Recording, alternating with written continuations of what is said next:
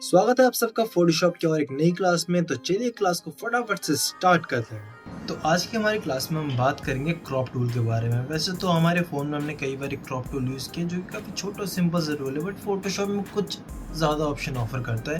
तो एक एक करके जल्दी छोटी सी क्लास होने वाली है, फटाफट निपटा देंगे। तो सबसे पहले आपको क्रॉप टूल पे जाना है। क्रॉप टूल पे जाके आपको पता है कि आप अपने इसको अपने हिसाब से आप इसको क्रॉप कर सकते हो। जितना आपको चाहिए, जितना रेशियो आपको चाहिए उतना रख सकते हो।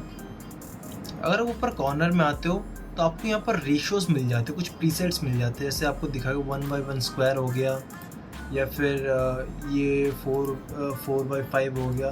तो आप इसी के रेशियो के अकॉर्डिंग ही आप उसको ऊपर नीचे करोगे तो इसके अकॉर्डिंग ही डिस्ट्रीब्यूट होगा। अब उसके बाद हम एक दूसरी फ़ोटो खोल लेते हैं और अब हम एक दूसरा ऑप्शन देंगे इसमें, जो आपको ये स्ट्रेटनिंग दिखाई दे रहा होगा। आप इस पर क्लिक करेंगे।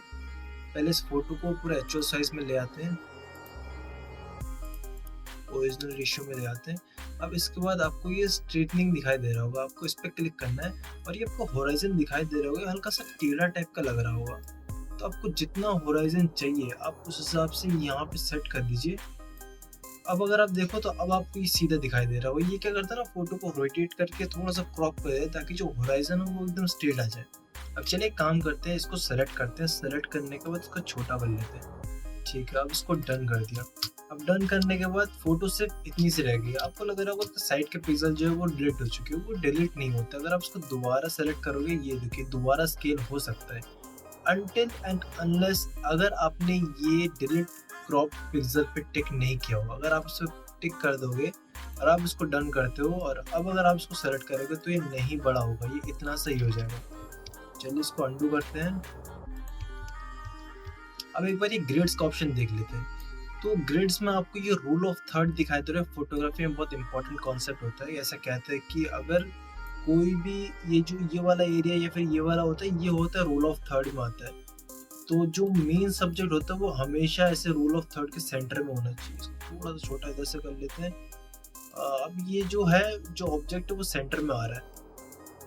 तो अब इसको अगर हम डन कर लेते हैं तो ये फोटो जो है वो पहले से अट्रैक्टिव लगेगी। ये देखिए फोटो जो पहले से अच्छी लग रही है, जो क्रॉप साइज है पहले से अच्छा लग रहा है। अगर आप ग्रिड्स में और भी देखें तो आपको कई सारे और मिल जाएंगे। ये गोल्डन रेशियो हो गया, गोल्डन स्पाइरल हो गया। ये देखिए स्पाइरल फॉर्म में आता है, आपको ये दिखाई दे रहा होगा स्पाइरल आता है, आपको ऐसे करके सेट करना पड़ता है। ये तो ये सारे कई सारे प्रीसेट्स होते हैं इसमें। चलिए अब एक दूसरी इमेज खोल लेते हैं। तो पहले हम ग्रिड साइज चेंज कर लेते हैं। ग्रिड का स्टाइल रूल ऑफ थर्ड मेरे को सही लगता है, वही बेस्ट होता है। अगर मैं इसको थोड़ा सा बड़ा करता हूँ तो आप देख रहे हो साइड से ये ब्लैक मतलब पिक्सल दिखाई दे रहा है और कुछ नहीं दिखाई दे रहा है। अगर मैं कंटेंट अवेयर टिक करता हूँ, अब मैं डन करता हूँ, तो अब देखना ये थोड़ा प्रोसेस कर रहा है फोटोशॉप। और फोटोशॉप प्रोसेस करने के बाद ये अपने आप ही देखो फोटो की साइड में अपने आप ही सब कुछ क्रिएट कर दिया। एकदम एक्यूरेट तो नहीं होता, बट काफ़ी हद तक आप देख सकते हो कितना ज़्यादा एक्यूरेट कर दिया इसने। मतलब पता ही नहीं चला कि यहाँ पर था नहीं। ये पुरानी फोटो है, ये देख लीजिए। और इसके बाद ये जो अभी बनाई थी, कुछ डिफरेंस पता नहीं चल रहा। चलिए इसे ऊपर से थोड़ा सा ज़्यादा करके करते हैं। अब मैंने काफ़ी ज़्यादा बढ़ा दिया ये।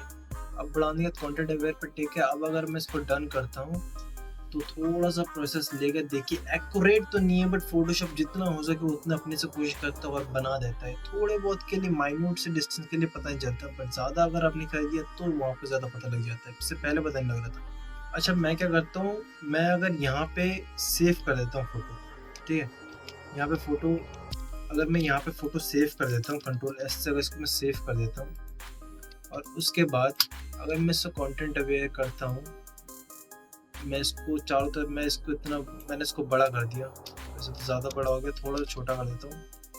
ये थोड़ा छोटा हो गया, मैं इधर से भी इसको इतना बढ़ा देता हूँ। मैं कॉन्टेंट अवेयर पे अब कर देता हूँ। थोड़ा सा प्रोसेस ले रहा है तो डिस्टॉर्ट हो गया वैसे तो। अब अगर मैं इसमें ब्रश टूल लेके मैं अगर ब्रश भी चला दे रहा हूँ, उसमें कई सारे अलग, एक ही लेयर पे काफ़ी सारी चीज़ें कर दी मैंने। अब अगर एक एक करके मैं अगर इसको वो करने जाऊँगा, बैक करने जाऊँगा, तो काफ़ी टाइम लग जाएगा। तो हम क्या कर सकते हैं, हम फाइल में आते हैं। फाइल में आने के बाद आपको ये रिवर्ट ऑप्शन दिखाते होगा, या तो डायरेक्ट F12 दबाओ, तो ये जो आपने लास्ट सेव किया था अपना पेज, वो डायरेक्टली वहाँ पे आ जाएगा। अब हम क्या करते हैं, एक दूसरा खोल लेते हैं, कोई दूसरी कोई इमेज खोल लेते हैं। जैसे ये बुक हो गई, तो बुक में अब क्या करना है, अब क्रॉप टूल पे लॉन्ग प्रेस करके रखो, ये पर्सपेक्टिव क्रॉप टूल आ गया।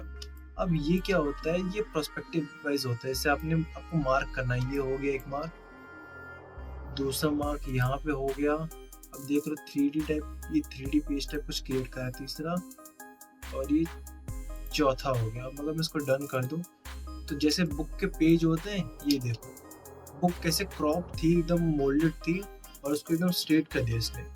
तो आज की वीडियो के लिए बस इतना ही। उम्मीद करता हूँ आपको क्लास अच्छी लगी। अगर अच्छी लगी तो प्लीज लाइक कर देना, और मिलते हैं अगली क्लास में।